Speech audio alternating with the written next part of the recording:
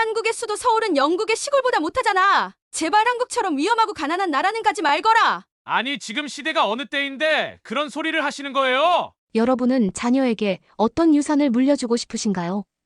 최근 한 설문조사에서 자녀에게 가장 물려주고 싶은 유산 1위로 부모의 재력이 꼽혔다고 합니다.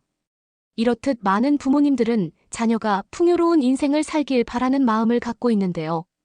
오늘 소개해드릴 사연은 한국을 오해하는 바람에 딸의 한국행을 이해할 수 없었다는 영국 여성의 경험담입니다. 평생 시골에서 살아왔던 그녀는 자녀만큼은 도시로 나가 멋진 인생을 살길 바랐다고 하는데요. 그랬던 그녀가 한국에 방문하고 나서는 예상과 다른 한국의 모습 때문에 큰 충격을 받았다고 합니다. 과연 그녀에게는 무슨 일이 있었던 걸까요? 영국 여성의 사연입니다. 감동의 모든 것 애청자 여러분. 영상 시작 전 좋아요와 불우이웃을 위해 끝까지 시청 부탁드립니다. 안녕하세요. 영국에 살고 있는 캐서린입니다. 저는 올해 60세를 막 넘겼답니다. 영국이라는 큰 나라에 살고 있지만 제가 사는 곳은 아직 발전이 덜 된 시골이라 도심의 편의성을 누리지 못해요. 영국은 여러 개의 주로 되어 있는데 런던, 리버풀, 맨체스터 같은 발전된 도시만 생각하실 것 같아요. 하지만 제가 사는 웨일즈처럼 시골도 많이 있답니다. 시골에 사는 분들이라면 시골의 한적함이 마음에 들 거라 생각해요. 저 역시도 그렇거든요. 하지만 자식이라면 이야기는 달라질 것 같습니다. 좀 더 넓은 세상에서 많은 걸 보고 누렸으면 하는 부모의 소망이라고 말하고 싶네요. 사실 제가 사는 웨일즈는 영국에서도 가장 시골인 도시입니다.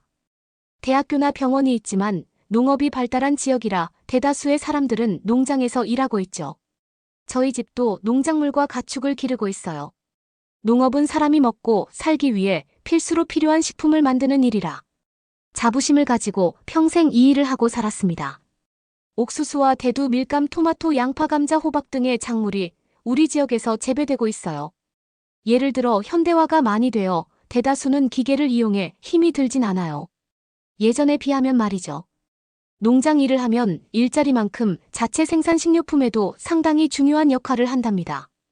제가 사는 지역에서 농촌 체험 프로그램을 시행하며 도시의 학생들에게 수학 체험을 제공하기도 하죠. 이러한 활동들로 인해 농촌 지역의 생활 문화를 체험할 수 있기에 다양한 지역에서 체험을 오기도 하거든요. 그런 점들을 생각하면 항상 두 딸에게 미안했어요. 루나와 모니카는 호기심 많은 여느 아이들과 다르지 않았거든요. 하지만 사는 지역이 농촌이다 보니 제공할 수 있는 여건들은 많지 못했습니다. 선택의 여지가 없었죠.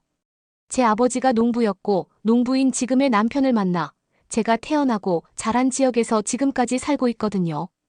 제가 자라던 시대와 지금은 너무 많이 변했어요. 저는 도시와 농촌 중 선택할 수 있는 위치였다면 지금 세대의 아이들은 당연히 도시에서 사는 게 맞다는 생각이 들면서 루나와 모니카가 성장해 어른이 된다면 도심에서 성공한 화려한 삶을 살길 바랬어요.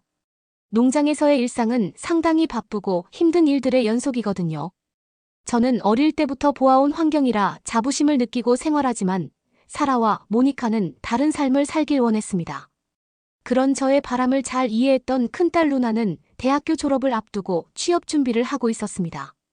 저는 언제나 저희 딸이 성공하길 바라는 마음으로 매일같이 루나의 취업 계획을 함께 논하고 조언해주고 있었죠. 어느 날 전 루나를 데리고 어릴 적 자주 갔던 나무숲으로 갔습니다. 그곳에 도착한 루나는 어릴 적 기억을 떠올리는 것 같았어요. 한동안 아무 말 없이 잠시 멍하니 서 있었거든요. 저는 그 모습을 바라보며 이곳에서의 추억을 잊지 말았으면 했습니다. 이곳에서의 삶은 이제 없겠지만 평생 기억 속 평온했던 기억으로 남았으면 하는 마음이었죠. 그렇습니다. 저는 루나가 곧 저의 바람대로 성공한 삶을 살기 위해 도심으로 떠난다는 걸 본능적으로 직감할 수 있었어요. 어릴 때부터 그랬으면 좋겠다는 저의 의사를 꾸준하게 루나에게 말했고 저의 말을 귀담아 들을 나이가 되었을 무렵에는 상당히 열심히 공부에 열중하며 앞으로의 삶에 대해 진지하게 생각하는 모습을 봤기 때문입니다. 그러던 어느 날 떠날 준비가 된 것 같은 모습으로 저에게 할 이야기가 있다고 말했어요. 긴장된 마음으로 루나와 마주 앉았죠. 결혼하고 아이를 낳고 키우면서 꿈에 그리던 순간이 드디어 눈앞에 펼쳐진다고 생각하니 설레면서 서운한 마음도 울컥 들었습니다. 말을 꺼내기 전 루나는 잠시 뜸을 들였어요. 그리고 나지막하게 엄마라고 저를 불렀죠. 저는 준비가 된 상태였기에 고개를 끄덕이며 그 다음 말을 계속 이어나가길 바랬어요. 그리고 루나가 그 다음 말을 마저 했을 때 전 두 눈이 동그랗게 변하면서 순간 잘못 들은 줄 알고 당황하고 말았답니다. 루나는 결혼할 남자친구가 있다고 말하면서 결혼과 동시에 한국으로 가 신혼집을 차릴 거라는 말을 했거든요. 남자친구가 있다는 사실도 몰랐고 결혼을 이렇게 어린 나이에 할 거라는 예측도 하지 못했어요. 더군다나 영국의 수많은 도시를 내버려 두고 한국이라는 타국으로 나가 산다는 건 단 한 번도 상상하지 못했던 이야기였습니다. 저는 계속해서 지금 내가 들은 말을 이해하려고 애썼어요. 루나에게 저도 모르게 왜 무엇 때문에 결혼 한국 이런 말들만 반복해서 말했거든요. 제가 예상했던 말과 전혀 다른 말을 하는데 도무지 그 상황을 받아들이기 힘들었습니다. 하지만 루나는 꽤 오랫동안 준비해온 것 같았어요. 그랬겠죠. 어린 시절부터 농촌의 삶이 아닌 도시의 화려하고 편리한 삶을 살기 바랬던 저의 바람대로 웨일즈가 아닌 도시의 삶을 준비해 왔을 테니까요. 하지만 한국은 제가 알기론 많은 발전을 한 나라가 아니었어요. 제가 결혼을 하기 전 그러니까 30년 전 한국 사람이 우리 농장으로 일을 하러 온 적이 있었거든요. 그 한국인은 영국에 큰 꿈이 있었어요. 한국의 도시에서 일하는 것보다 영국 농촌에서 일을 하면 임금이 더 높다는 이야기도 했었죠. 몇 년간 고생하고 한국으로 가 사업을 할 거라는 말을 했던 기억이 있어요. 그렇게 제 기억 속의 한국은 제가 사는 시골보다 못한 나라였습니다. 그런 기억 속 한국을 떠올리며 저는 딸의 선택을 반대하고 싶었습니다. 결국 딸이 가게 될 나라는 지금 살고 있는 시골 동네보다 더 낙후된 나라일 거라 생각했던 것이죠. 하지만 사실상 반대는 하지 못했네요. 다 큰 자녀가 성인이 되어 내린 결정에 뭐라고 하는 건 아니라고 생각이 들었기 때문입니다. 저 역시 결혼할 무렵에 다른 지역에서의 삶을 생각해보지 않은 건 아니었어요. 다만 다른 지역에서의 삶보다 아버지가 이룬 농장을 이어받는 게 현실적으로 더 나은 선택이라고 생각했을 뿐이죠. 그래요. 결국 제 선택으로 농촌 이외의 삶을 저는 살아보지 못했습니다. 그래서 저의 딸들은 다른 삶을 살길 바랬는데 결국 루나 역시 저와 같은 길을 가겠구나 싶었어요. 기분이 씁쓸했지만 받아들여야 했죠. 오랜 시간 계획했던 루나의 꿈은 일사천리로 진행되었어요. 결혼할 남자를 데리고 와 인사시키고 결혼식을 올린 후 곧바로 한국으로 떠났거든요. 저는 허무한 마음에 루나와 나이 차이가 10살이나 나는 둘째, 모니카에겐 아무 말도 하지 않았답니다. 루나처럼 한국으로 떠난다는 말을 할까 두려웠거든요. 차라리 한국으로 떠날 바엔 웨일즈에 머무는 게 훨씬 나을 거라는 생각이 들었습니다. 제가 그랬던 것처럼요, 한국으로 떠난 루나는 바쁜 시간을 보내는 것 같았어요. 새로운 환경에 적응해야 할 테니 그럴 수 있다고 생각했죠. 루나가 한국으로 떠난 지 5개월이 지났을 무렵 루나에게 편지가 날아왔어요. 반가운 마음의 봉투를 열어보니 그곳엔 한국으로 떠나는 비행기 티켓이 들어 있었습니다. 그리곤 짤막하게 한국에서 보자는 말도 적혀 있었죠. 저도 모르게 깊은 탄식이 흘러나왔어요. 제가 사는 웨일즈보다 더 낙후된 나라에서 사는 루나를 보면 전 어떤 표정을 지어야 할지 도무지 머릿속에 떠오르지 않았거든요. 깊은 한숨을 내뱉으며 생각했어요. 적어도 상처 주는 말은 하지 말자고요. 돌아서 후회할 소리는 하지 말자는 다짐을 하며 한국행 비행기에 탑승했습니다. 한참을 생각하느라 비행기 안에서 잠이 든지 몰랐어요.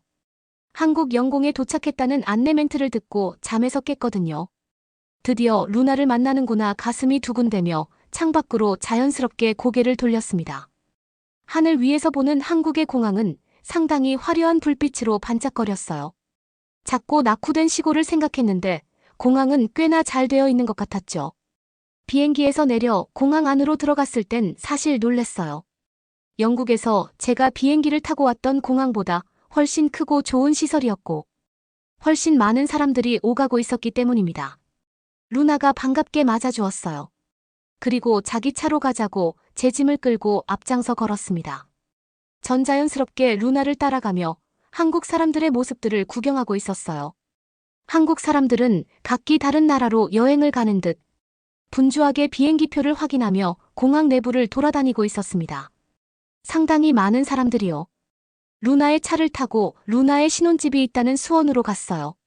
가면서 이야기해 주었는데 한국의 수도는 서울인데 집값이 너무 비싸서 수원에서 아파트를 구했다고 말하더라고요. 그래서 전속으로 생각했어요. 한국의 도시를 벗어나 결국 한국 시골에 자리를 잡았구나 싶었던 거죠. 고속도로를 빠져 수원에 다다랐을 때 전 놀라고 말았습니다. 높은 아파트들이 밤하늘의 별처럼 반짝이며 많은 불빛을 화려하게 내뿜고 있었거든요.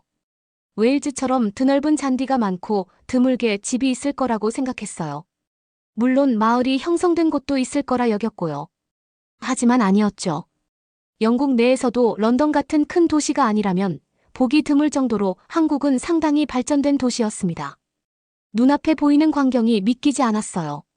이렇게 발전된 도시가 한국이라니 루나가 정말 성공해. 도시의 화려한 삶을 사는 것 같아 대견한 마음이 들었습니다. 그렇게 루나의 아파트로 도착했어요. 지하에 주차를 하고 지하부터 아파트로 연결된 엘리베이터에 탑승했는데요. 밖에서 보이는 모습보다 안에서 보는 아파트는 더 화려하고 층수도 상당히 많은 것 같았습니다. 무려 30층 가까이 되더라고요. 루나가 사는 층은 19층이었어요. 이렇게 높은 곳에 사는 게 너무 대견했죠. 영국 도심의 고층 빌딩 또는 아파트는 정말 성공한 사람들만 살 수 있을 정도로 집값도 비싸고 환경도 편리하게 잘 되어 있거든요. 한국이 이렇게 발전했다는 것도 놀랍고 신기했는데 제가 늘 머릿속으로 꿈꾸던 성공한 삶을 살아가 살고 있다니 너무 자랑스러웠습니다. 엘리베이터에서 내려 아파트 현관을 열고 집으로 들어갔을 때 전 입이 떡하고 벌어지고 말았어요. 어두운 밤 거실이 한눈에 보였는데 창밖 불빛들이 너무 멋있었거든요. 루나 집 옆으로는 큰 도로가 있었는데 차들이 불빛을 뽐내며 바쁘게 움직이고 있었어요. 반대편 옆으로는 상가들이 있었는데 밤늦게까지 반짝이는 불빛들이 화려하게 눈앞에 펼쳐졌죠. 해가 지면 항상 깜깜해지는 시골에 살았던 저는 루나가 살고 있는 한국의 아파트가 고급 호텔보다 더 멋져 보였습니다. 루나는 매일 밤 멀리 여행을 가지 않아도 고급 호텔을 예약하지 않아도 이렇게 멋진 야경을 볼 수 있는 멋진 삶을 살고 있었어요. 집안은 짧지만 복도가 있는 넓은 평수의 아파트에 살고 있는 루나가 성공한 삶을 사는 것 같아 자랑스러웠어요. 하지만 루나는 지금 이 모습에 만족하지 않았습니다. 서울에도 집을 살 수 있었지만 평소가 너무 작아 조금 더 넓은 평수를 원했기에 수원으로 자리를 잡았다고 말했어요.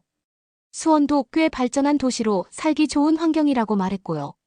한국에 머물며 많은 곳을 다녔는데 수원은 정말 좋은 위치에 자리 잡은 것 같았습니다. 위쪽으로는 한국의 수도인 서울이 있었는데 1시간 정도 이동하면 충분히 도착할 수 있었어요. 서해 바다로 한국의 바다를 보러 간 적도 있었는데 안면도라는 가늘고 긴 섬에 다리가 놓여 차를 타고 이동할 수 있었는데요. 루나가 사는 수원집에서 2시간 정도 차로 달리면 충분히 갈 수 있는 거리라 좋았어요. 영국은 어디를 이동하더라도 차를 타고 오랜 시간 이동해야 했습니다. 그래서 농사일을 하며 오랜 시간 자리를 비울 수 없어서 다른 지역으로 여행을 가는 건 그동안 꿈도 꾸지 못했죠. 하지만 한국에서 지낸다면 충분히 가능할 것 같았어요. 어디를 이동하더라도 2시간 정도면 영국에서 제가 사는 곳처럼 시골인 지역도 나왔고 한국의 수원처럼 불빛이 번쩍이는 화려한 도심도 쉽게 갈 수 있었거든요. 오히려 전 서울보다 수원이 더 나은 것 같다는 생각도 했습니다. 한 지역에 머무는 것보다 여러 지역을 이동하며 삶을 즐기길 바랬으니까요. 루나는 저처럼 한 지역에 발목이 묶여 사는 게 아니라 자유로운 삶을 누리며 살기를 바랬어요. 눈앞에서 보이는 루나의 삶은 충분히 그런 것 같아 보였습니다. 신기했던 건 시간대를 가리지 않고 도시를 활보하며 음식을 먹거나 산책을 할 수 있다는 점이었어요. 저녁을 먹고 나면 아파트 단지 내를 산책하는 한국 사람들을 쉽게 만날 수 있었죠. 늦은 밤 갑자기 입이 심심해 간식이 먹고 싶을 때도 마찬가지였어요. 아파트 내 편의점도 있었고 조금 더 걸으면 늦은 밤까지 운영하는 식당들도 쉽게 찾을 수 있었죠. 영국은 마트가 일찍 문을 닫고 늦게까지 문을 연 식당을 찾기 힘들어요. 물론 런던 같은 도시라면 이야기가 다를 수 있죠. 적어도 제가 사는 지역은 그랬습니다. 그래서 늘 냉장고는 가득 차 있어야 했어요. 식료품을 사기 위해 쉽게 나갈 수 있는 상황이 아니니까요. 하지만 루나는 전혀 다른 삶을 살고 있었습니다. 냉장고는 적당히 채워져 있어서 깔끔한 느낌을 주었어요. 음식을 집에서 해먹기도 하지만 근처 반찬 가게에서 한국식 반찬을 사다 먹는다는 이야기도 해주었거든요. 한국 음식이 맛있는데 도무지 그 맛을 낼 수 없대요. 그래서 맛있고 편리하게 사 먹는다는 말을 하는데 정말 상류층 사람들이 하는 일상을 보내는 것 같이 들렸어요. 집안에 가정부를 들이지 않았을 뿐. 꼭 음식을 해주는 가정부를 고용한 상류층 삶처럼 여유 있는 일상을 보내고 있더라고요. 한국에서 루나가 사는 모습을 보니 안심이 되었죠. 그리고 루나를 핑계로 자주 한국에 오고 싶어졌답니다. 여러분은 이번 사연을 통해 어떤 것을 느끼셨나요? 딸을 만나러 한국을 방문했던 영국 여성의 사연이었습니다. 한국에 오고 나서야 그녀가 그토록 바라던 성공적인 인생을 딸이 살고 있다는 사실을 알게 되었는데요. 사실 한국에 오기 전까지만 해도 그녀는 한국이 그녀가 사는 시골보다 뒤떨어진 나라라고 생각했습니다. 왜냐하면 과거 한국에서 돈을 벌러왔던 한 한국인 때문이었는데요. 실제로 과거에는 영국은 성공을 위한 꿈의 나라였습니다. 영국의 시골만 가더라도 한국보다 많은 돈을 모으고 성공할 수 있는 기회가 있었기 때문이었는데요. 하지만 이제는 영국을 넘어 한국은 선진국으로 발돋움했습니다. 한국에는 세계적으로 유명한 도시들이 많이 있을 뿐 아니라 수도인 서울과 그 주변 도시들도 굉장히 발전되어 있는데요. 특히 외국에서도 쉽게 찾아보기 힘든 높은 아파트와 편리한 교통, 그리고 다양한 음식점과 상점들은 한국의 도시들을 매력적인 곳으로 만들어주고 있습니다. 그래서 그런지 이 영국 여성 캐서린 씨도 한국에 자주 오고 싶어졌다며 한국을 칭찬했는데요. 앞으로도 한국에서의 생활을 통해 더 행복한 인생을 살아갈 수 있는 그녀가 되었으면 좋겠네요. 구독과 좋아요 부탁드리며 사연자분께 전해드릴 댓글도 남겨주시면 전달해드리겠습니다. 그러면 더욱 감동적인 다음 사연으로 넘어가겠습니다. 한국과 일본에서 가장 다른 게 뭔지 아세요? 한국 휴지는 좀 두꺼운 편이고 일본에서는 좀 얇고 한국이 거의 반 정도 되지 않을까 싶어요. 제 친구 중에 좀 잘 사는 친구가 있는데 일본에 유학이 온 한국 남자랑 사귀게 됐는데 그 남자 유학생은 좀 평범한 유학생이었어요. 그 여자애가 한국에 놀러 갔을 때 그 남자친구 집에 놀러 갔거든요. 근데 거기서 그 친구가 결혼하게 됐거든요. 왜 결혼하게 됐냐면요. 못생겼어. 넌 어떻게 이빨이 그래? 부유층인 한 일본인 여학생이 놀림을 받고 있는데요. 치열이 고르지 못한 외모 때문에 괴로워하고 있습니다. 몇 년 후 치과를 계속 찾아가 보았지만 모두 고개를 저으면서 안 된다고 하는데요. 그러던 중 한국에서는 된다는 이야기를 듣고는 이 여성은 한국으로 향하게 됩니다. 오늘의 사연은 일본인 하나코 씨의 사연입니다. 안녕하세요. 저는 일본인 하나코라고 합니다. 저는 일본에서 부유한 집안의 외동딸로 자랐기 때문에 제 삶은 지금과는 많이 달랐어요. 제 어린 시절과 사랑하는 사람과 함께 새로운 이야기를 시작할 준비가 된 한국에 오게 된 계기에 대해 조금 말씀드리겠습니다. 저는 태어나는 순간부터 아이가 가질 수 있는 모든 것을 다 가졌어요. 한국에서는 금수저라고 하시죠. 부모님 모두 일본 최고의 대학에서 존경받는 교수로 재직 중이셨기 때문에 저희 집은 항상 풍족했습니다. 저희는 도쿄의 고급 주택가에 있는 크고 아름다운 집에서 살았어요. 제 방은 어린 소녀가 꿈꿀 수 있는 가장 멋진 장난감 5책으로 가득 차 있었어요. 제가 커가면서 부모님은 제가 최고의 교육을 받을 수 있도록 해주셨어요. 저는 명문 사립학교에 다녔고 그곳에서 모든 종류의 자원과 기회를 접할 수 있었습니다. 부모님은 제가 공부를 잘할 수 있도록 과외 선생님을 고용했고 일로 바쁠 때는 보모를 고용해 저를 돌봐주셨죠. 겉으로 보기에는 완벽한 삶을 사는 것처럼 보였습니다. 하지만 이런 모든 장점에도 불구하고 항상 행복했던 것은 아니었습니다. 물론 많은 것을 가졌지만 진정한 친구는 많지 않았어요. 누가 저를 진심으로 좋아하는지, 누가 단지 집안의 부와 지위 때문에 제 곁에 있고 싶어 하는지 구분하기 어려웠죠. 특히 고등학교에 입학하면서 더욱 분명해졌습니다. 처음에는 새로운 환경에서 새로운 사람들과 함께 한다는 사실에 설레기도 했어요. 곧 인기 있는 여학생 그룹에 속하게 되었고 드디어 제자리를 찾았다고 생각했죠. 쉬는 시간에는 함께 어울리고 방과 후에는 쇼핑을 하고 주말에는 외박을 하곤 했죠. 소속감을 느꼈죠. 하지만 학기가 시작되고 한 달쯤 지나자 친구에 대한 제 신뢰가 산산조각 나는 일이 벌어졌습니다. 어느 날 점심시간에 선생님 심부름을 하고 있었어요. 교직원 휴게실에서 식사를 해야 해서 친구들에게 알리기 위해 친구들을 찾으러 갔어요. 친구들이 주로 어울리던 화장실로 다가갔을 때 친구들이 떠들고 웃는 소리가 들렸습니다. 호기심이 생겨서 조용히 가까이 다가가서 들어보았습니다. 제가 들은 소리는 제 속을 뒤집어 놓았습니다. 그들은 저를 놀려댔어요. 그들은 제 외모, 특히 삐뚤삐뚤한 치아를 조롱했고 제가 잘 사주는 성격이어서 비싼 거를 잘 사주니까 친하게 지내야 한다고 했어요. 심지어 한 여학생은 돈만 아니었다면 진작에 갬버렸을 거야. 그의 이빨 봤어. 정말 최악이야 라고 말하기도 했어요. 저는 얼어붙은 채 눈물을 흘리며 거기 서 있었어요. 저는 제가 듣고 있는 말을 믿을 수 없었습니다. 제가 믿고 아끼던 친구라고 생각했던 소녀들이 제 돈 때문에 저를 이용하고 있었던 거죠. 그들은 저를 한 인간으로서, 친구로서 전혀 신경 쓰지 않았어요. 저는 그때부터 상대방과 이야기를 할 때 항상 손으로 입을 가리는 버릇이 생기게 되었어요.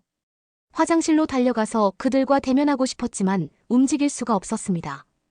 충격과 상처가 저를 마비시켰어요. 그래서 제가 할 수 있는 유일한 일을 했습니다. 도망쳤습니다. 눈물을 마음껏 흘릴 수 있는 조용한 공원에 도착할 때까지 멈추지 않고 학교 밖으로 뛰어나갔어요. 그날부터 저는 훨씬 더 조심스러워졌습니다. 우정을 사려는 시도를 멈추고 대신 공부에 집중했습니다. 하지만 그 경험은 깊은 상처를 남겼습니다. 새로운 사람들을 만나도 그들을 전적으로 신뢰하기 어려웠어요. 그들이 진정으로 저를 좋아하는지 아니면 제 돈과 지위에만 관심이 있는 건 아닌지 항상 의문이 들었죠. 이 패턴은 대학 시절에도 계속되었습니다. 저는 가족들의 인맥과 기부 덕분에 일본에서 가장 명망 있는 학교 중 하나인 나고야 대학교에 합격했습니다. 거기서도 의학부였어요. 일본에는 아직 기부 입학이 있다는 걸 아시나요? 전 원래 성적이 되어서 도쿄 대학이나 오사카 대학을 가고 싶었는데 부모님이 꼭 나고야 대의학부를 가야 한다고 해서 나고야 대학에 가게 되었습니다. 물론 기부 입학을 했지만 그렇게 공부를 못하지는 않았어요. 나고야 대학교 학업 성적은 뛰어났지만 사회적으로는 여전히 어려움을 겪었습니다. 연애도 조금 했지만 그마저도 공허하게 느껴졌습니다. 특히 가슴 아픈 기억은 제가 짝사랑했던 한 선배 학생에 대한 것입니다. 그는 저를 진심으로 아낀다며 끈질기게 저를 쫓아다녔는데 결국 다른 사람을 만나고 있다는 사실을 알게 되었죠. 알고 보니 그는 제가 제공할 수 있는 선물과 화려한 데이트에만 관심이 있었어요. 무렵 저는 환멸과 외로움을 느끼고 있었어요. 새로운 곳에서 새로운 시작 변화가 필요하다는 걸 알았죠. 그때 저는 제 인생을 바꿀 결정을 내렸고 한국으로 이주하기로 결심했습니다. 왜 하필이면 한국이냐고 궁금하실 수도 있겠죠. 글쎄요, 완전히 무작위적인 선택은 아니었습니다. 저는 음식부터 음악 드라마까지 한국 문화에 항상 매료되어 있었어요. 요즘 시부야에 가보면 정말 한국 화장법과 한국 노래들이 곳곳에 흘러나오고 있을 정도로 한류가 대세입니다. 심지어 여가 시간에 한국어를 배우기 시작하기도 했죠. 하지만 그보다 제가 자라온 세상과는 완전히 다른 곳에서 익숙함을 벗어난다는 생각에 더 끌렸던 것 같아요. 그리고 가장 중요한 게 무엇이었냐면요. 치아 교정을 할 수 있다는 점이었어요. 그리고 중요한 건 일본에서는 1,000만 원을 지불하고도 치료하고 싶었어요. 하지만 저의 심각한 부정교합은 치료를 할 수 없다고 했습니다. 저는 절망에 빠져 있었는데요. 근데 한국에서 이걸 치료할 수 있다는 인터넷 후기를 보게 되었어요. 그래서 저는 어떻게든 한국에 가려고 노력을 했고 한국어를 공부를 열심히 했습니다. 물론 위에서 이야기 드렸듯이 한국을 좋아하기도 했었고요. 그날부터 아르바이트를 엄청 열심히 했던 것 같아요. 그래서 제가 어느 정도 돈이 모였을 때 부모님에게 이야기를 드리러 갔습니다. 처음 부모님께 한국으로 이주하기로 결정했다고 말씀드렸을 때 부모님은 충격을 받으셨어요. 제가 왜 편안하고 익숙한 일본을 떠나 덜 발전하고 세련되지 않은 나라로 가려고 하는지 이해하지 못하셨죠. 부모님 생각에 한국은 매운 음식과 시끄러운 음악값싼 전자제품만 있는 곳이었지. 딸이 인생을 개척하기에 적합한 곳이 아니었죠. 삼성과 현대가 2000년도에 철수하게 된 것 때문인지. 한국에서 전자제품은 값싼 거라고 생각하시는 어른들이 많이 있어요. 그 대화가 어제 일처럼 기억납니다. 저희는 거실에 앉아 있었고 부모님은 푹신한 소파에 저는 안락이자 가장자리에 긴장한 채 앉아 있었습니다. 수십 번 연습을 했지만 막상 순간이 다가오자 입이 마르고 손이 떨렸습니다. 엄마, 아빠, 저는 약간 떨리는 목소리로 말을 시작했습니다. 중요한 말씀 드릴 게 있어요. 저 한국으로 이사 가기로 결정했어요. 그 후 이어진 침묵은 귀가 먹먹할 정도였습니다. 어머니는 찻잔을 접시에 내려놓으며 손이 떨리면서 찻잔이 접시에 부딪히는 소리를 냈습니다. 아버지의 눈썹이 치켜 올라갔다가 헤어라인 속으로 사라졌습니다. 한국 아버지는 자신의 귀를 믿을 수 없다는 듯 반복했어요. 도대체 왜 거길 가고 싶은 거냐? 저는 심호흡을 하며 긴장을 진정시키려고 노력했습니다. 저는 더 이상 일본에 있을 수가 없어요. 제가 설명했습니다. 한국어를 배우고 있는데 새로운 환경에서 적응을 하고 싶어요라고요. 어머니는 완벽하게 빗어넘긴 머리를 조금도 움직이지 않고 고개를 저었습니다.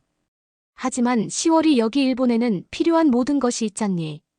왜 이 모든 걸 두고 떠나려고 하겠니? 어머니는 벽에 걸린 값비싼 예술품 반짝이는 원목 바닥, 도쿄 스카이라인이 내려다 보이는 통유리창 등 방 안을 둘러보며 손짓했습니다. 저는 입술을 깨물며 적절한 단어를 찾으려고 애썼습니다. 이러한 물질적인 게 저에게 도움을 주었다면 제가 이렇게 되었을까요? 그리고 제 자신에게 진실할 수 없다면 이 모든 것들이 아무 의미가 없다는 것을 어떻게 이해시킬 수 있을까요? 갑작스러워 보이는 건 알아요. 제가 부드럽게 말했습니다. 하지만 저는 이 문제에 대해 많이 생각해봤어요. 새로운 곳에서 새롭게 시작할 수 있는 변화와 기회가 필요하다고 생각했어요. 그리고 한국은 저에게 딱 맞는 곳이라고 생각했어요. 한국은 빠르게 발전하는 나라이자 많은 것을 제공하는 나라이고, 한국에서는 배울 수 없는 방식으로 배우고 성장할 수 있다고 믿어요. 아버지는 이마에 주름을 잡으며 얼굴을 찡그리셨습니다. 하지만 여기서 내 미래는 너는 게다가 의사가 될 거잖아. 내 인생은 어쩌고 내가 너를 거기에 보내려고 얼마나 돈을 많이 들였는지.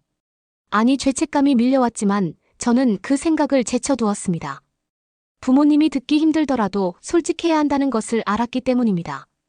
아빠랑 엄마가 저를 위해 해준 모든 일에 감사해요. 하지만 저는 저만의 길, 저만의 목적을 찾아야겠어요. 정해진 인생만 따라갈 수는 없잖아요. 제가 원하는 것이 무엇인지 스스로 찾아야겠어요. 대화는 몇 시간 동안 계속되었고 부모님은 불신과 분노, 우려를 번갈아가며 말씀하셨습니다. 부모님은 언어 장벽, 문화적 차이, 집과의 거리 등 가능한 모든 반대 이유를 들었습니다. 하지만 저는 굳건히 버텼습니다. 제가 해야 할 일이라는 것을 마음속으로 알고 있었기 때문이죠. 결국 그들은 마지못해 제 결정을 지지하기로 동의했습니다.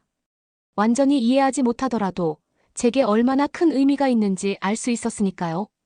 그래서 저는 설렘과 두려움이 뒤섞인 마음으로 이사를 준비하기 시작했습니다.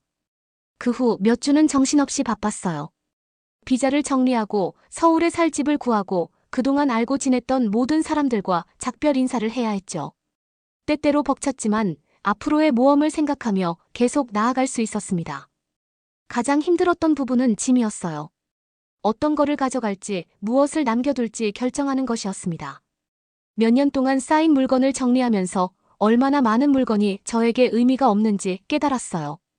거의 입지 않는 디자이너 옷 한 번 쓰고 잊어버린 고가의 전자기기, 다시는 펼치지 않을 교과서, 더미, 그리고 명품들. 결국 저는 옷 몇 벌과 아끼는 책 몇 권, 노트북, 그리고 몇 가지 애장품 등 꼭 필요한 것만 챙겼습니다.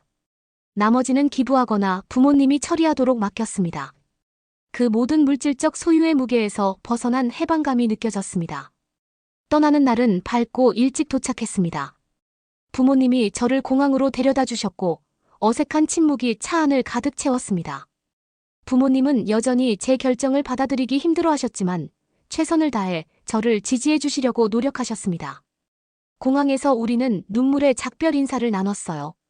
어머니는 저를 꼭 껴안으셨는데 화장이 눈물로 얼룩져 있었습니다. 아버지는 제 어깨를 토닥이며 조심하라고 말씀하셨어요. 문을 들어서면서 저는 여러 가지 감정이 뒤섞여 소용돌이 치는 것을 느꼈습니다. 두려움, 설렘, 불확실성, 희망, 익숙하고 편안한 모든 것을 뒤로하고 미지의 세계로 발을 내딛는다는 것을 알았습니다. 하지만 제가 옳은 일을 하고 있다는 것도 뼛속 깊이 알고 있었습니다. 서울로 향하는 비행기는 흐릿했습니다. 낮잠을 자기도 하고 창밖을 바라보며 지나는 구름을 바라보기도 했습니다. 마침내 김포공항에 착륙했을 때 저는 아드레날린이 솟구치는 것을 느꼈습니다. 바로 이거였어요.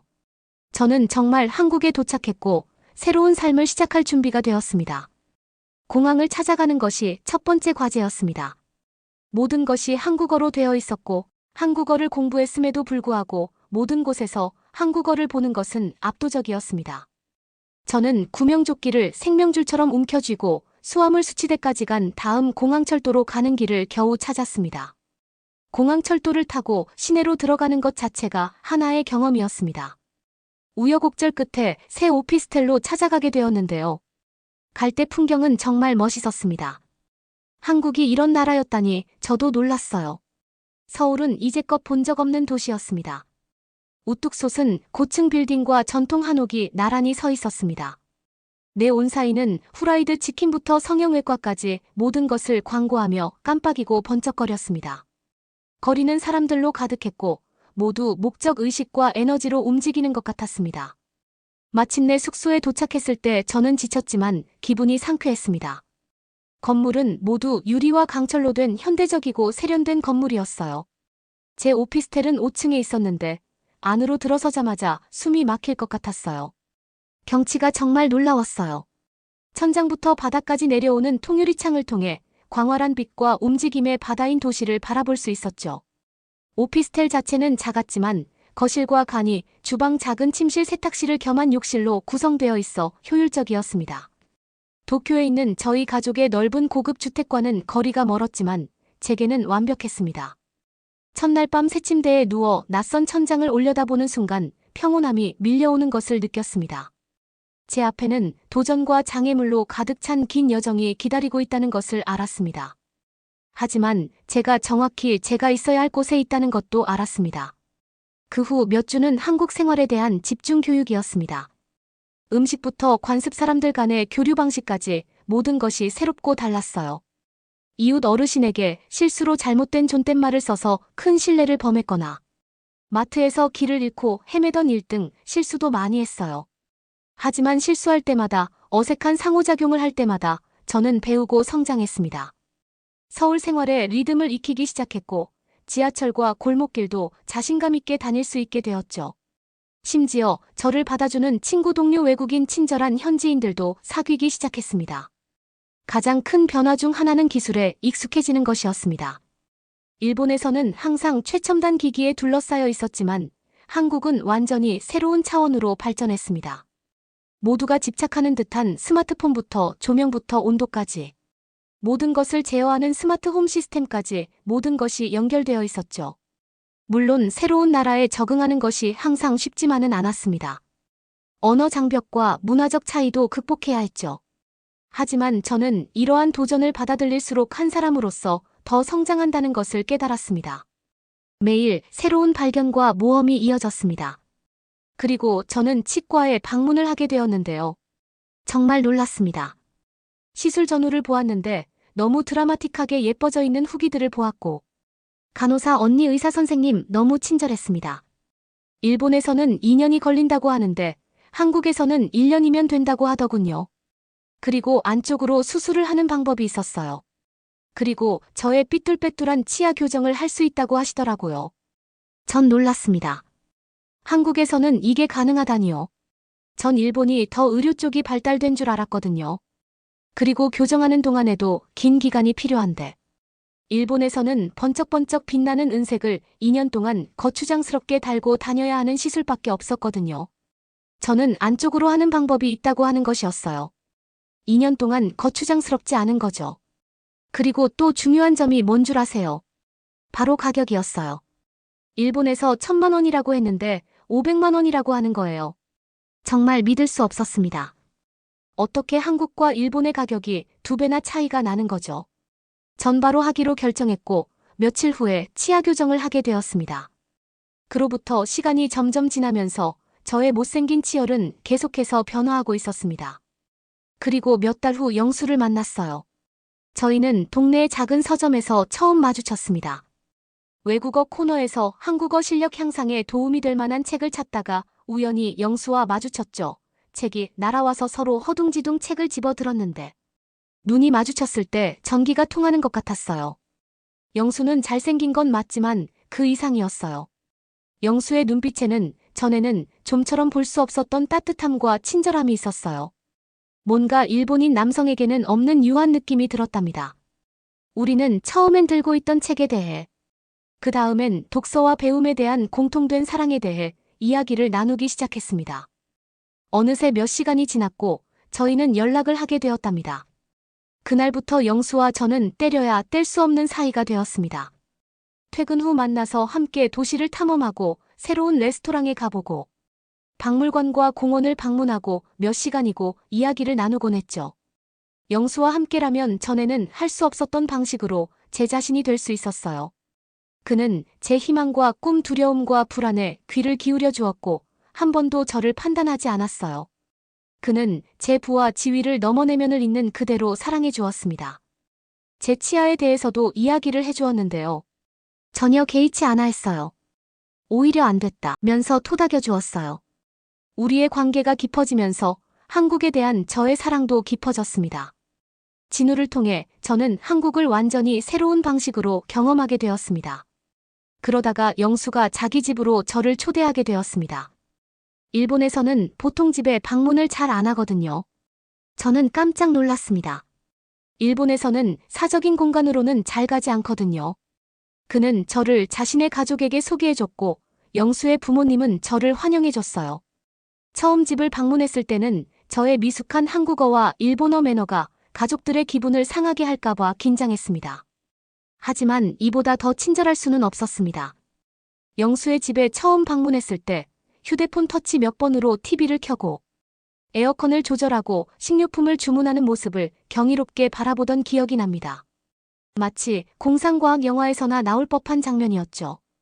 하지만 기술만큼이나 인상적이었던 것은 공동체 의식과 유대감이었습니다. 도쿄에서는 많은 사람들 속에서도 종종 고립되고 외로움을 느꼈습니다. 하지만 서울에서는 사람들이 따뜻하고 친절하게 대해주며 미소나 도움의 손길을 재빨리 건네는 것을 느꼈습니다. 어떻게 여자친구인 저에게 이렇게 친절할 수가 있었을까요?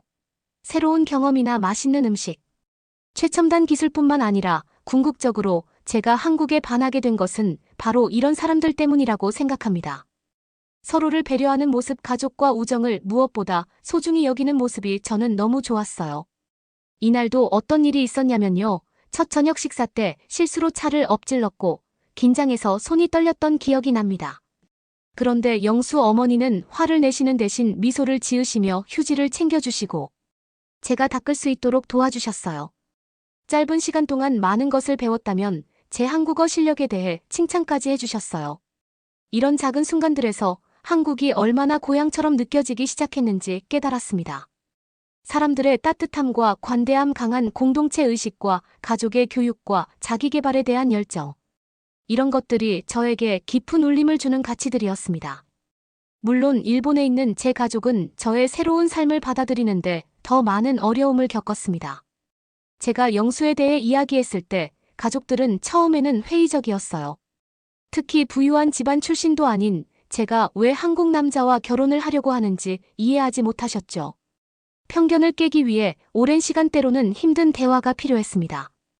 그리고 한국에 대한 편견이 너무 심하게 있었기 때문에 많은 시간이 걸렸지만 영수의 진정성을 보신 아버지와 어머니는 결국 허락을 해주셨어요.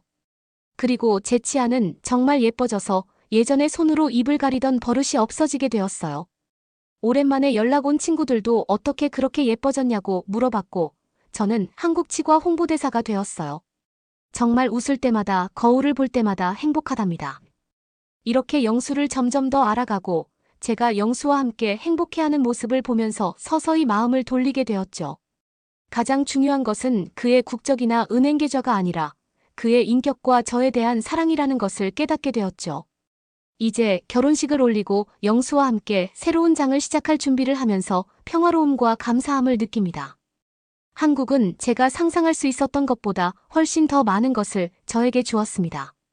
소속감과 성장하고 배울 수 있는 기회를 주었고, 무엇보다도 진정한 사랑을 주었습니다. 우리가 함께하는 삶이 항상 쉽지만은 않다는 것을 알고 있습니다. 다른 결혼 생활과 마찬가지로 극복해야 할 도전과 장애물이 있을 것입니다. 하지만 영수와 함께라면 그 어떤 것도 이겨낼 수 있다는 것도 알고 있습니다. 우리는 함께 사랑과 웃음 그리고 끝없는 새로운 모험으로 가득한 삶을 만들어 갈 것입니다.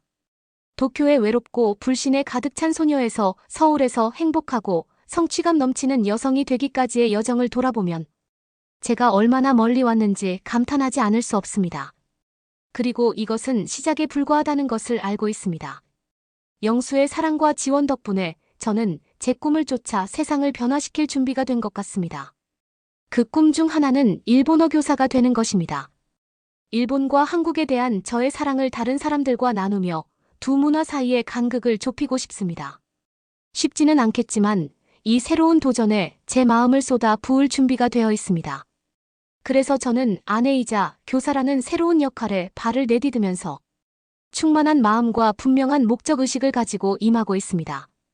이 순간까지 저를 이끌어준 모든 우여곡절과 오늘의 저를 만들어준 모든 분들께 감사드립니다. 그리고 저의 아름다운 입양지인 한국에도 감사의 인사를 전합니다. 저를 포용해주고 도전하게 해주고 진정한 사랑과 공동체의 모습을 보여줘서 감사합니다.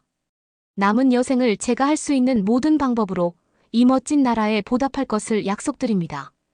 사랑과 희망으로 가득 찬 마음으로 새로운 모험을 시작할 준비가 되었습니다.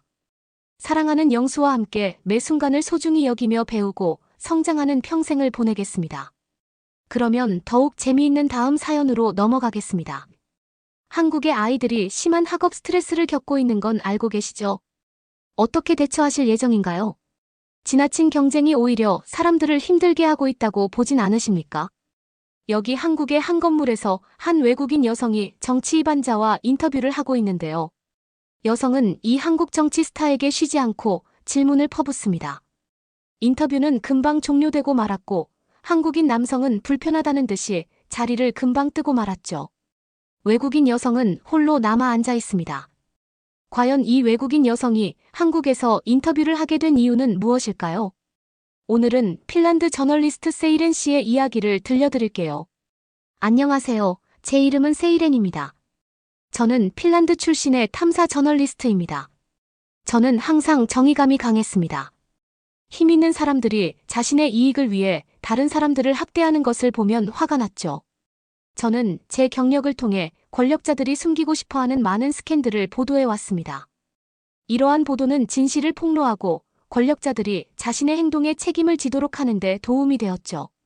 저는 대부분의 작업을 아프리카 내 문제에 집중합니다. 저는 정부 부패 기업의 위법행위 사회적 불공정과 같은 주제에 대해 보도합니다. 제 취재로 인해 영향력 있는 사람들에게 인기가 없을 수도 있지만 저는 목소리 없고 힘없는 사람들에게 목소리를 내기 위해 최선을 다하고 있죠. 진실을 보도하는 것이 저를 움직이는 원동력입니다. 어느 날 저는 새로운 대형 기사를 취재하고 있었습니다. 핀란드의 한 대기업의 뇌물수수를 조사하고 있었죠. 회사가 계약을 따내기 위해 정부 관계자에게 불법적으로 돈을 줬다는 사실을 입증하는 문서와 인터뷰 자료가 있었어요. 저는 모든 증거가 정확하고 완전한지 확인하고 있었습니다. 저는 기사를 발표하기 전에 완벽한 증거를 확보하고 싶었어요. 회사가 책임을 회피할 수 있는 어떤 방법도 주고 싶지 않았죠. 이 조사로 바쁜 와중에 저는 놀라운 이메일을 받았습니다. 아시아 저널리즘 포럼이라는 이름은 들어봤지만 잘 몰랐던 단체에서 보낸 이메일이었습니다. 제가 한국에서 3개월간 저널리즘 펠로우십에 선발되었다는 내용이었죠. 예상치 못한 소식이었어요. 저는 이 펠로우십에 지원한 적이 없었거든요. 선발위원회는 수백 명의 저널리스트들의 작품을 검토한 후 저를 선정했다고 했습니다. 그들은 제가 한국의 문화 비즈니스 기술에 대해 취재해 해외 독자들에게 통찰력을 제공할 수 있기를 바랐습니다. 잠재적으로 경력을 바꿀 수 있는 기회였죠. 제 편집장도 저에게 펠로우십을 수락하라고 권유했습니다. 핀란드 문제뿐만 아니라 제 전문성을 넓히는 데 도움이 될 거라고 하더군요. 한국에서 취재하면 익숙한 조국 밖의 관점과 진실을 이해하게 될 거라고요.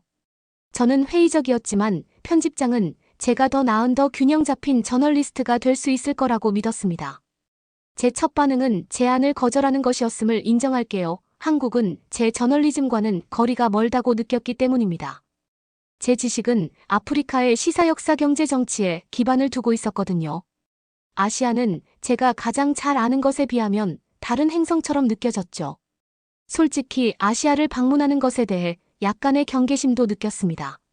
몇 년 전 중국에서 아프리카 미술품 판매와 관련된 사업 거래에서 사기를 당한 적이 있었거든요. 그 경험 때문에 동양 국가에 대한 의심이 생겼죠.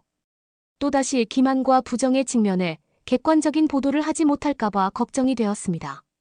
하지만 깊이 생각할수록 이 펠로우십은 제가 받아들여야 할 성장의 기회라는 것을 깨달았습니다. 저널리스트로서 더 깊은 보편적 진실을 드러내기 위해서는 낯선 맥락을 이해하는 것이 중요하다고 생각했어요. 편안하고 일상적인 것만 고집한다면 기존의 편견에 갇혀 있을 것입니다. 한국처럼 완전히 다른 문화권으로 발을 내딛는 것은 제가 세상에 대해 알고 있다고 생각했던 것들을 시험하는 일이었습니다. 진실을 포괄적으로 다루기 위해서는 제 가정에 대한 도전을 기꺼이 받아들여야 했습니다. 그래서 저는 한 단계 도약하기로 결심하고 펠로우십을 수락했습니다. 저는 서울행 비행기를 예약하고 이 멀고 낯선 나라에서 3개월 동안 어떻게 취재할지 계획을 세우기 시작했습니다. 물론 긴장도 많이 됐죠. 언어 음식 관습, 역사 정치 등 모든 것이 낯설었으니까요. 한국에서의 일상을 탐색하려면 이전에는 업무에 필요하지 않았던 개방성과 유연성이 필요했어요. 하지만 탐사 저널리스트로서 저는 어려운 일을 주저하지 않았습니다. 숨겨진 이야기를 발굴하고 이를 강력하게 전달하는 것이 제가 가장 잘 아는 일이니까요. 핀란드를 떠나기 전 저는 준비를 위해 광범위한 조사를 했습니다. 저는 한국의 역사 문화 사회에 관한 책을 읽었습니다. 과외 선생님의 도움을 받아 기본적인 한국어를 배웠어요. 핀란드에서 서울까지 오래 비행을 하는 동안 최대한 많은 것을 배우려고 계획했습니다. 하지만 도착한 후에는 열린 마음으로 몰입해야만 진정한 이해가 가능하다는 것을 알고 있었어요. 저는 가정을 하지 않으려고 노력했고 판단하지 말자고 스스로에게 다짐했습니다. 긴 비행을 마치고 인천국제공항에 도착한 저는 피곤함과 긴장감으로 가득 찬 채 비행기에서 내렸습니다. 공항 밖으로 나오자마자 저는 서울의 네온 사인과 빠른 속도감에 깜짝 놀랐습니다. 늦은 밤에도 도시는 움직임과 활동으로 활기차게 느껴졌습니다. 고향의 환경과는 사뭇 달랐습니다. 처음 며칠 동안은 혼란스러웠다는 것을 인정할게요. 음식을 주문하고 지하철을 타는 것과 같은 간단한 작업도 어려웠습니다. 다른 사람들처럼 말하는 법을 배우면서 다른 매너와 관습을 익히다 보니 집에 익숙함이 그리웠어요. 하지만 저에게는 아직 적응하고 성장할 수 있는 3개월의 시간이 있었습니다. 동료 기자들을 만나고 한국인들과 관계를 쌓기 시작하면서 점점 서울이 다른 시각으로 보이기 시작했습니다. 문화의 복잡성과 모순이 더욱 선명하게 다가왔죠. 많은 부분이 낯설게 느껴졌지만 서로의 차이를 넘어 공감할 수 있는 보편적인 인간 경험도 발견했습니다. 서울은 핀란드가 아니었지만 희망과 투쟁을 공유하는 공통점이 우리를 수면 아래에서 연결해 주었습니다. 이 펠로우십은 한국의 삶을 진정으로 인간적인 차원에서 이해하고 여러 층을 벗겨낼 수 있는 기회였습니다. 저의 임무는 다양한 배경을 가진 독자들에게 공감할 수 있는 이야기를 찾아 전달하는 것이었죠. 저는 열린 마음과 마음으로 이 도전에 임하기로 결심했습니다. 앞으로 몇 달은 놀라움으로 가득할 것 같았습니다. 첫날 밤 서울로 첫 발을 내딛었을 때 상쾌한 공기는 제가 집에서 아주 멀리 떨어져 있다는 사실을 상기시켜 주었습니다. 그러나 그것은 또한 새로운 발견에 대한 약속을 담고 있었습니다. 저의 위대한 한국 모험은 이제 막 시작되었어요.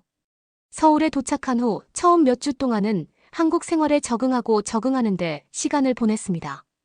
핀란드의 고향에서 익숙했던 환경과는 많이 달랐기 때문입니다. 장복이나 대중교통 이용과 같은 일상적인 활동도 길을 찾고 의사소통하는 방법을 다시 배워야 했죠. 아시아 저널리즘 포럼에서 서울 시내 근처에 편안한 아파트를 마련해 주었습니다. 하지만 창밖으로 보이는 번화한 도시는 처음에는 멀고 혼란스럽게 느껴졌습니다. 끝없이 이어지는 교통체증과 네온사인을 고층에서 바라보는 것은 꿈 같았습니다. 이 거대한 외국 대도시를 돌아다니는 것이 겁이 나서 선뜻 나서기가 망설여졌어요. 저는 언어 장벽을 극복하는 것이 최우선 과제였습니다. 도착하기 전에 저는 기초 한국어 과정을 수강했고 알파벳을 읽을 수 있었습니다. 하지만 유창하게 말하려면 많은 노력이 필요했습니다. 다행히 아시아 저널리즘 포럼에서 한국어 과외 선생님을 연결해줬고 매일 제 아파트로 와서 수업을 해주었습니다. 저는 제 취재와 관련된 일상적인 문장과 어휘를 연습했습니다. 한국 문화에서는 제목과 격식을 중시하는 경향이 강합니다.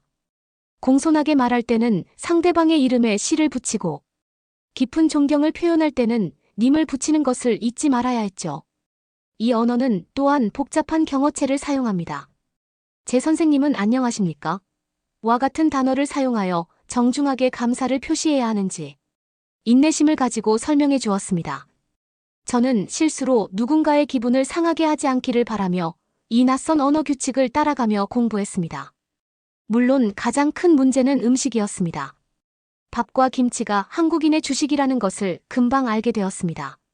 하지만 매콤하고 발효된 배추김치는 제 입맛에는 생소했어요. 첫 한식 식사에서 억지로도 먹어보았지만 강한 맛을 간신히 삼켰어요. 소고기, 불고기, 생선찌개, 고추장 등 처음 접하는 많은 음식과 식재료도 마찬가지였습니다. 우유와 버터 같은 간단한 것들도 한국에서는 다른 맛이 났어요. 제 미각은 이 모든 이국적인 맛에 혀가 마비되는 느낌이었어요. 처음 몇 주 동안은 먹던 국수, 달걀, 채소 등 익숙한 음식으로 버텼어요.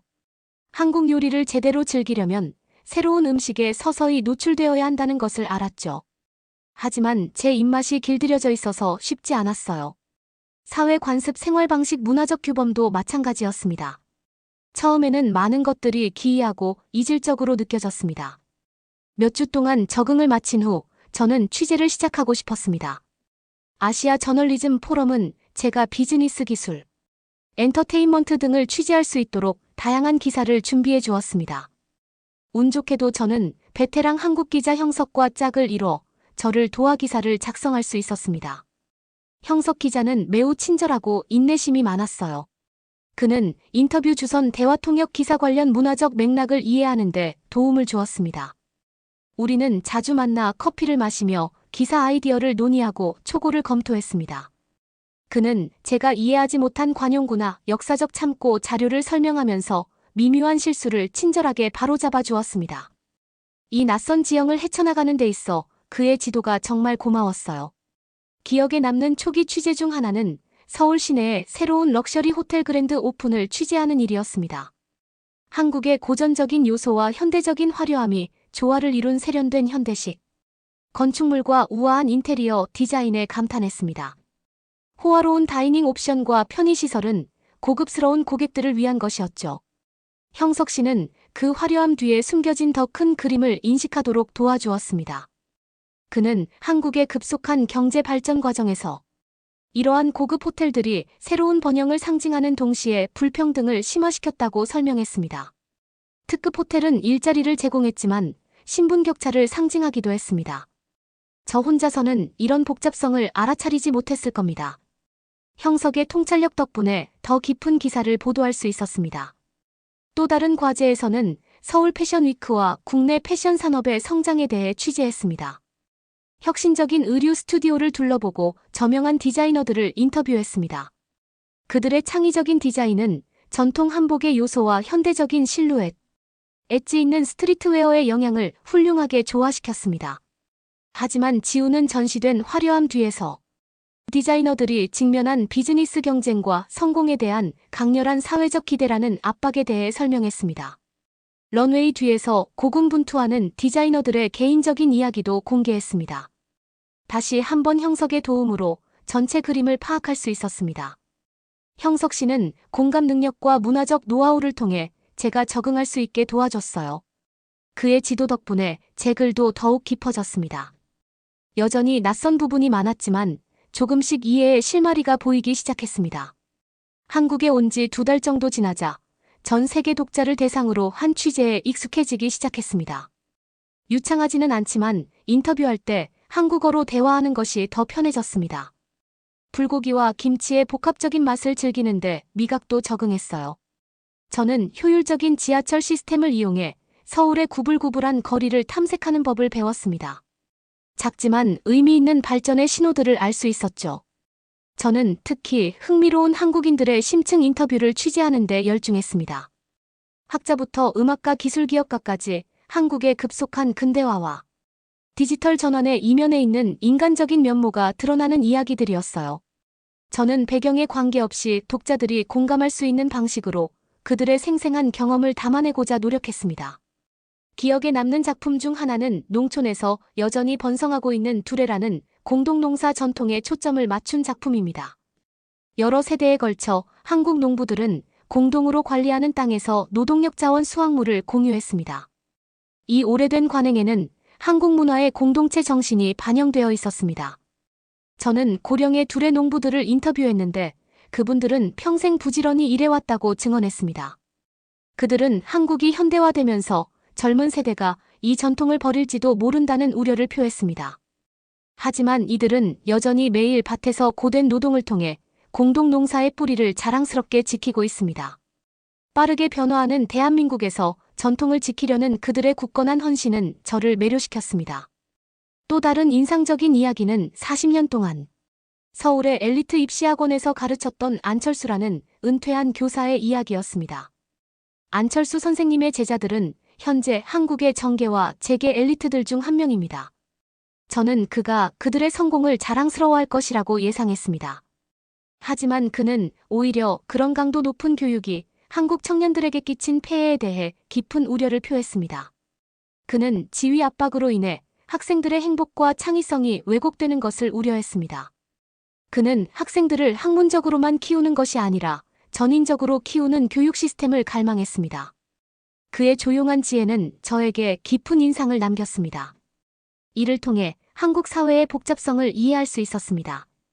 두레 농사의 공동체 정신부터 교육제도에 대한 안철수 선생님의 고민까지 고정관념에 도전하는 모습들을 전달했습니다. 지우는 각 이야기의 본질로 저를 능숙하게 안내해 주었습니다. 제 글은 점점 나아지고 있었습니다. 하지만 한국에 온 지 2달이 지난 후에도 제 관점은 여전히 한계를 느꼈습니다. 한국 문화를 진정으로 이해하는 데는 저는 이제 막 걸음마를 뗐을 뿐이었죠. 열린 마음을 유지하려고 노력했지만 여전히 제 뿌리 깊은 세계관이 제가 경험한 모든 것에 색을 입혔습니다. 이러한 한계는 제 펠로우십의 궤도를 바꾼 한 번의 끔찍한 인터뷰를 통해 분명해졌습니다. 저는 한국의 젊은 정책 기반자이자 떠오르는 정치 스타 이기준 씨와 이야기를 나누기로 약속했습니다. 교육개혁을 통해 한국 청년들에게 힘을 실어주고자 하는 그의 비전에 대해 이야기하고 싶었습니다. 하지만 인터뷰는 저의 맹점으로 인해 끔찍하게 잘못 진행되었습니다. 제 질문은 지나친 경쟁 학생의 스트레스, 창의성 제한 등 역기능적인 한국 교육 시스템을 비판하는 데 집중되어 있었습니다. 하지만 이 정치 스타는 한국의 성장에 기여한 교육제도의 엄격함을 굳건히 옹호하고 있었죠. 결국 저희는 이야기에 진전 없이 인터뷰를 조기에 종료했습니다. 그 후 사무실은 제 태도가 겸손하고 진정한 통찰을 구하기보다 예단을 투영한다고 불평했습니다. 가슴이 아팠지만 저는 그들의 말이 맞다는 것을 깨달았습니다. 저는 열린 마음으로 경청하기보다는 비판을 가하는 외부인처럼 행동했었죠. 이야기의 복잡성을 놓치고 있었어요. 이 겸허한 경험은 깊은 성찰을 강요했습니다. 저는 선입견을 버리고 한국 사람들의 이야기를 이해하는 데 집중하기로 결심했습니다. 그리고 앞으로의 인터뷰는 더욱 겸손한 자세로 임하기로 했습니다. 개방적인 보도만이 독자들이 한국의 본질을 파악할 수 있다고 생각했기 때문입니다. 새로운 각오로 저는 다시 취재에 뛰어들었습니다. 서예를 연습하고 사찰의 영적 의식을 참관하고 전통무용을 배웠습니다. 심오한 문화를 들여다보는 작은 창문 가장 의미 있는 것은 형석과 저의 맹점과 세계관을 계속 확장할 수 있는 방법에 대해 오랫동안 솔직한 대화를 나눴다는 점입니다. 그의 멘토링은 매우 귀중했습니다.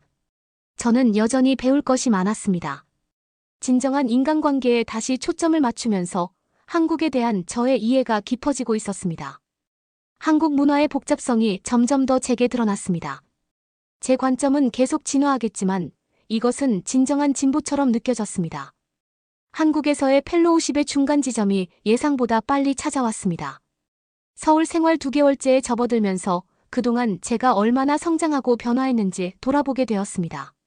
처음에 문화적 충격과 방향 감각 상실은 이제 한참 지난 일처럼 느껴졌습니다. 음식 주문하기, 지하철 이용하기, 한국말하기 등 어렵게만 느껴졌던 일상적인 활동도 이제는 어렵지 않게 할 수 있게 되었습니다. 분주한 도시를 돌아다니면서 기본적인 대화와 거래도 편안하게 할 수 있게 되었어요. 한국의 미묘한 인간 이야기를 더 잘 전달할 수 있도록 제 취재 기술도 발전했습니다. 제 가정을 내려놓고 집중해서 듣는 법을 배우면서 더욱 사려 깊은 인터뷰어가 되었습니다. 제 글은 다양한 문화권에서 공감할 수 있는 방식으로 진정성 있는 경험을 포착하는 것을 목표로 했습니다. 하지만 무엇보다 의미 있는 것은 한국에 대한 저의 태도가 조심스러운 회의론에서 깊은 감사로 바뀌었다는 점입니다. 한국 문화에 완전히 몰입하면서 제 마음과 정신이 열렸습니다. 커뮤니티에서 진정한 관계와 인맥을 쌓으면서 제 안의 공감 능력을 키울 수 있었습니다. 단순한 순간들이 제가 얻은 개방성에 대해 많은 것을 말해주었습니다.